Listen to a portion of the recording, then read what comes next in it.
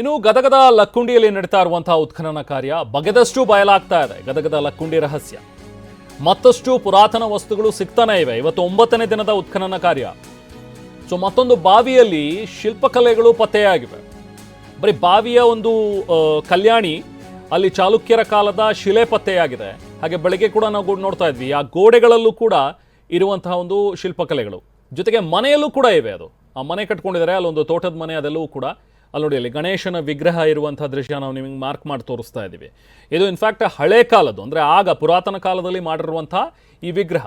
So ಈ ವಿಗ್ರಹವನ್ನು ಬಳಸಿ ಆ ಮನೆಯನ್ನು ಕಟ್ಕೊಂಡಿದ್ದಾರಾ, ಗೋಡೆ ನಿರ್ಮಾಣ ಮಾಡ್ಕೊಂಡಿದ್ದಾರಾ, ಅಥವಾ ಮುಂಚೆ ಏನಾದರೂ ಅಲ್ಲಿ ಪುರಾತನ ಕಾಲದ ಅದೊಂದು ಗೋಡೆ, ಆ ವಿಗ್ರಹ ಇರುವಂಥ ಒಂದು ಗೋಡೆ ಇತ್ತಾ, ಅದಕ್ಕೆ ಸೇರಿಸ್ಕೊಂಡು ಗೋಡೆ ಕಟ್ಕೊಂಡು ಇವರು ಮನೆ ಮಾಡ್ಕೊಂಡಿದ್ದಾರಾ ಅನ್ನುವಂಥದ್ರ ಬಗ್ಗೆನೂ ಕೂಡ ಈಗ ಪ್ರಶ್ನೆಗಳು ಹೇಳ್ತಾ ಇವೆ. ಸೊ ಹಾಗಾಗಿ ಈಗ ಸಹಜವಾಗಿ ಈಗ ಉತ್ಖನನ ಕಾರ್ಯ ಏನು ನಡೀತಾ ಇದೆ, ಈಗ ಅಲ್ಲಿ ಮನೆ ಏನು ಕಟ್ಕೊಂಡಿದ್ದಾರೆ, ಆ ಮನೆಯನ್ನು ಕೂಡ ಬಹುಶಃ ಏನಾದರೂ ಕೆಡವಿ ಅದನ್ನು ಎತ್ಕೋತಾರ, ಗೋಡೆ ಎಲ್ಲವೂ ಕೊರೆದಿದ್ದಾರೆ. ನೋಡಿ, ದೃಶ್ಯಗಳಲ್ಲಿ ನಾವು ನೋಡ್ತಾ ಇದ್ದೀವಿ, ಶಿಲ್ಪಗಳಿಗೆಲ್ಲವೂ ಕೂಡ ಕಾಣಿಸ್ತಾ ಇದೆ. ಸೊ ಲಕ್ಕುಂಡಿ ಜಮೀನಿನಲ್ಲಿ ಘಟಸರ್ಪದ ಕಲ್ಲು ಪತ್ತೆಯಾಗಿದೆ. 7 ಹೆಡೆಯ ಘಟಸರ್ಪ ನಾಗರದ ಕಲ್ಲು ಪತ್ತೆಯಾಗಿರೋದು. ಗದಗ ಲಕ್ಕುಂಡಿಯಲ್ಲಿ ನಾಗರ ಕಲ್ಲು ಪತ್ತೆಯಾಗಿದೆ. ಇಲ್ಲಿನ ಜನ ಇದನ್ನು ಹೇಳ್ತಾನೆ ಬರ್ತಾ ಇದ್ದಾರೆ.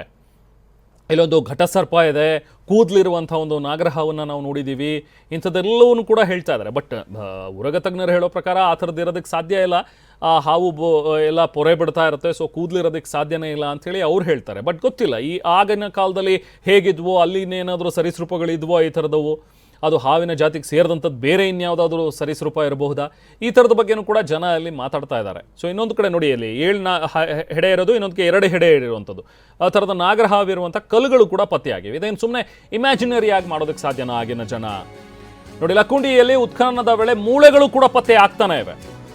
ಮೂಳೆಗಳ ಚೂರುಗಳು ಮೊನ್ನೆಯಿಂದಲೂ ಕೂಡ ನಾವು ಗಮನಿಸ್ತಾ ಇದ್ದೀವಿ, ಕೆಲವೊಂದಷ್ಟು ಸಣ್ಣ ಪುಟ್ಟ ಚೂರುಗಳು ಸಿಗ್ತಾನೆ ಇವೆ.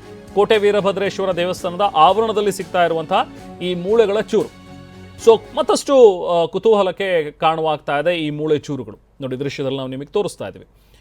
ಈಗ ಈ ಮೂಳೆ ಚೂರುಗಳು ಏನು ಪ್ರಾಣಿದಾಗಿತ್ತಾ ಅಥವಾ ಮನುಷ್ಯಂದಾಗಿತ್ತಾ, ಏನಾದರೂ ಅಲ್ಲಿ ಅಂತ್ಯಕ್ರಿಯೆಯನ್ನು ಏನಾದರೂ ಮಾಡ್ತಾ ಇದ್ದಾರಾ ಆ ಟೈಮ್ನಲ್ಲಿ, ಅಥವಾ ಪ್ರಾಣಿಗಳು ಆಗಿಂದಾಗೆ ಏನಾದರೂ ಬಂದು ಇಲ್ಲೇನಾದರೂ ಸಾಯ್ತಾ ಇದ್ದು ಆ ಪ್ರಾಣಿಗಳ ಮೂಳೆಗಳೇನಾದರೂ ಆಗಿರ್ಬೋದಾ, ಗೊತ್ತಿಲ್ಲ. ಇದ್ರ ಬಗ್ಗೆ ಲ್ಯಾಬಿಗೆ ಕಳಿಸಿ ಇನ್ನೂ ಕೂಡ ಪರಿಶೀಲನೆ ನಡೀತಾ ಇದೆ, ಟೆಸ್ಟಿಂಗನ್ನು ಮಾಡಿಸ್ತಾ ಇದ್ದಾರೆ.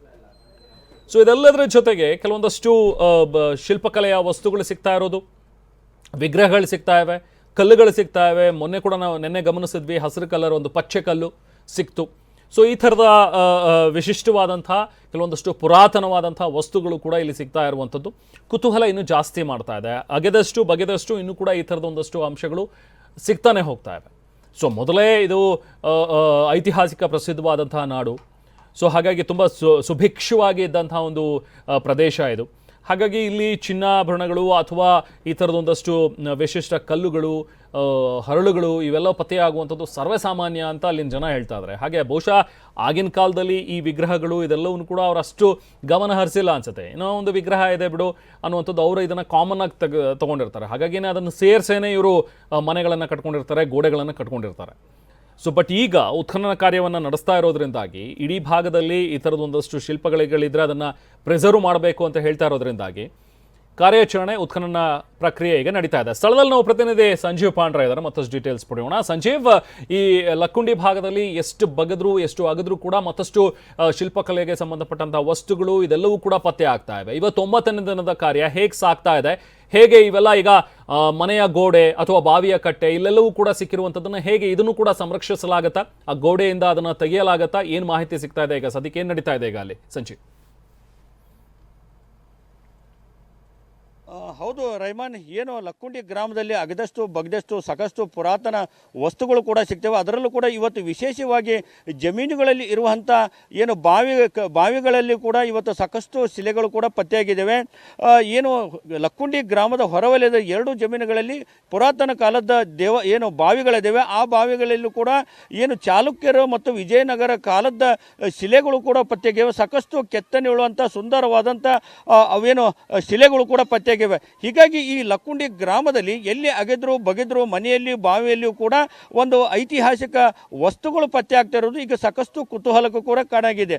ಈ ಹಿನ್ನೆಲೆಯಲ್ಲಿ ಲಕ್ಕುಂಡಿ ಪ್ರಾಧಿಕಾರ ಮತ್ತು ಪುರಾತತ್ವ ಇಲಾಖೆಯವರು ಕೂಡ ಈ ಲಕ್ಕುಂಡಿ ಸುತ್ತಮುತ್ತಲೂ ಕೂಡ ಏನೇನು ಈ ಲಕ್ಕುಂಡಿ ವೈಭವ ಸಾರುವಂತಹ ಕುರುಹುಗಳೇನಿದಾವೆ ಅವೆಲ್ಲವನ್ನು ಕೂಡ ಈ ಪತ್ತೆ ಹಚ್ಚುವಂಥದ್ದು, ಅವು ಸಂಗ್ರಹ ಮಾಡುವಂಥದ್ದು ಮಾಡ್ತಾ ಇದ್ದಾರೆ. ಹೀಗಾಗಿ ಈಗಾಗಲೇ ಏನು ಕೋಟೆ ವೀರಭದ್ರೇಶ್ವರ ದೇವಸ್ಥಾನದ ಆವರಣದಲ್ಲಿಯೂ ಕೂಡ ಇವತ್ತಿನಿಂದ 9 ದಿನ ಆಯಿತು. ಇವತ್ತಿನೂ ಕೂಡ ಉತ್ಖನನ ಕಾರ್ಯ ಆರಂಭ ಆಗಿದೆ. ಆದರೆ ಇವತ್ತು ಉತ್ಖನನ ಏನು ನಡೀತವೆ ಆ ಸ್ಥಳದಲ್ಲಿ ಕೇವಲ ಒಂದು ಏನು ಇವತ್ತು ಸಾಕಷ್ಟು ಮೂಳೆಗಳ ಚೂರುಗಳು ಕೂಡ ಇವತ್ತು ಕೂಡ ಒಂದು ಪತ್ತೆಯಾಗಿದ್ದಾವೆ. ಹೀಗಾಗಿ ಇನ್ನೂ ಏನು ನೈಜ ಲಕ್ಕುಂಡಿ ಬರಬೇಕಾದ್ರೆ 15 ಅಡಿ ಆಳು ಹೋಗಬೇಕನ್ನೋ ಮಾತು ಕೂಡ ಇಲ್ಲಿನ ಗ್ರಾಮದ ಹಿರಿಯರು ಹೇಳ್ತಾ ಇದ್ದಾರೆ. ಈಗ ನೋಡ್ಬೋದು ನಾವು ಕೋಟೆ ಏನು ವೀರಭದ್ರೇಶ್ವರ ದೇವಸ್ಥಾನ ಆವರಣದಲ್ಲಿದ್ದೀವಿ. ಈ ಏನು B1 ಎಂದು ಏನು ಬ್ಲಾಕ್ ಇದೆ, ಈ ಒಂದು ಬ್ಲಾಕ್ದಲ್ಲಿ ಇವತ್ತು ಬೆಳಿಗ್ಗೆ ಏನು ಮೂಳೆಗಳು ಕೂಡ ಪತ್ತೆಯಾಗಿದ್ದಾವೆ. ಈಗಾಗಲೇ ನಿರಂತರವಾಗಿ ಒಂದಿಲ್ಲ ಒಂದು ಪ್ರತಿನಿತ್ಯವೂ ಕೂಡ ಶಿಲೆಗಳು ಪತ್ತೆ ಆಗ್ತಾ ಇವೆ. ಆ ಹಿನ್ನೆಲೆಯಲ್ಲಿ ಈಗ ಸರ್ಕಾರ ಈ ಒಂದು ಉತ್ಖನನ ಕಾರ್ಯ ಮುಂದುವರಿಸಿದೆ. ಇನ್ನೂ ಕೂಡ ಸಾಕಷ್ಟು ಲಕ್ಕುಂಡಿಯ ಗತವೈಭವ ಸಾರುವಂತಹ ಕುರುಹುಗಳು ಕೂಡ ಇನ್ನೂ 4 ಅಡಿಯ ಕೆಳಗಡೆ ಹೋದರೆ ಪತ್ತೆಯಾಗುವ ಸಾಧ್ಯತೆ ಇದೆ ಅಂತ ಹೇಳ್ತಾ ಇದ್ದಾರೆ. ಈ ದೇವಸ್ಥಾನದ ಮುಂಭಾಗದಲ್ಲಿ ಒಂದು ಕಾಲುವೆ ರೀತಿಯಲ್ಲಿರುವಂಥ ಪುರಾತನವಾದಂಥ ರಸ್ತೆ ಇದೆ, ಅದು ಪತ್ತೆ ಆಗುವ ಸಾಧ್ಯತೆ ಇದೆ ಅಂತ ಹೇಳಿದ್ರೆ ಆ ಹಿನ್ನೆಲೆಯಲ್ಲಿ ಸಾಕಷ್ಟು ನಿರೀಕ್ಷೆ ಕೂಡ ಈಗ ಜಿಲ್ಲಾಡಳಿತಕ್ಕಿದೆ. ಆ ನಿಟ್ಟಿನಲ್ಲಿ ನಿರಂತರವಾಗಿ ಮಾಡ್ತಾ ಇದ್ದಾರೆ. ಜೊತೆಗೆ ಲಕ್ಕುಂಡಿಯಲ್ಲಿ ಸಾಕಷ್ಟು ಸಂಪದ್ಭರಿತ ನಾಡು, ಹೀಗಾಗಿ ಇಲ್ಲಿ ಸಾಕಷ್ಟು ವಜ್ರ ವೈಡೂರ್ಯ, ನಿನ್ನೆ ಕೂಡ ಒಂದು ಹಸಿರು ಪಚ್ಚೆ ಕಲ್ಲು ಕೂಡ ಪತ್ತೆ ಆಯಿತು, ಅದು ಕೂಡ ಸಾಕಷ್ಟು ಈಗ ಕುತೂಹಲಕ್ಕೆ ಕಾರಣ ಆಗಿದೆ. ಇನ್ನು ಮುಂದೆ okay, yes, thank you Sanjeev.